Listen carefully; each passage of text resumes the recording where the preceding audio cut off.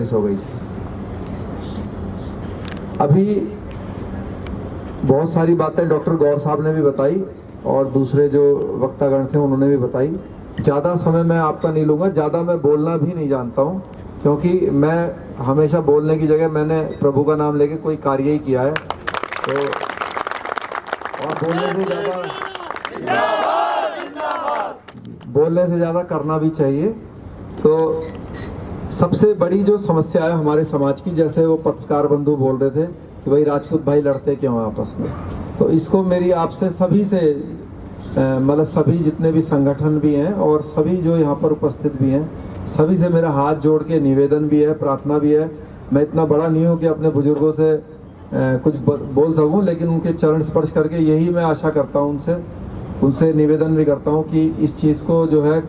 जल्द से जल्द ख़त्म करें समाज से, क्योंकि अगर इस तरह से लड़ाई होती रही तो वो दिन दूर नहीं है कि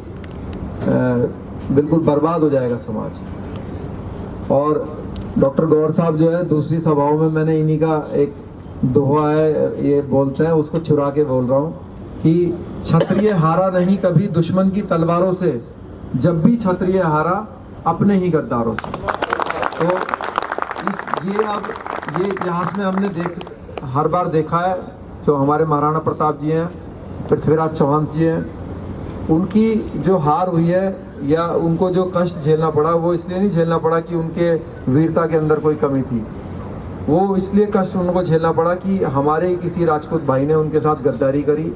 या फिर उनको हराने में जो है या उनको कष्ट पहुंचाने में दुश्मनों की सहायता करी। तो ऐसी बात अब जीवन में ना आए, आगे हमें कोई इस तरह की बात ना हम करें कि जिससे कि कोई हमारे भाई को कष्ट सहना पड़े हमारे कारण। दूसरा, अभी जेलर साहब बता रहे थे कि जेलर साहब ने कसाब को फांसी दी, तो मैं भी अपना एक किस्सा बता दूं कि अभी 2013 में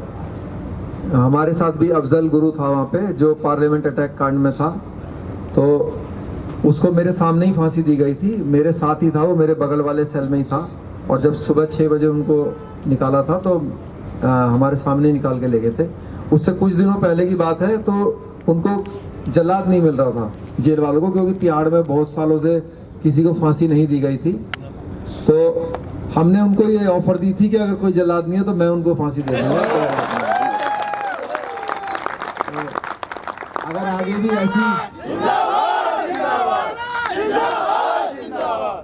और आगे भी अगर कोई हमारे देश की तरफ कोई गलत काम करेगा तो उसको आगे भी फांसी देने के लिए हम तैयार हैं।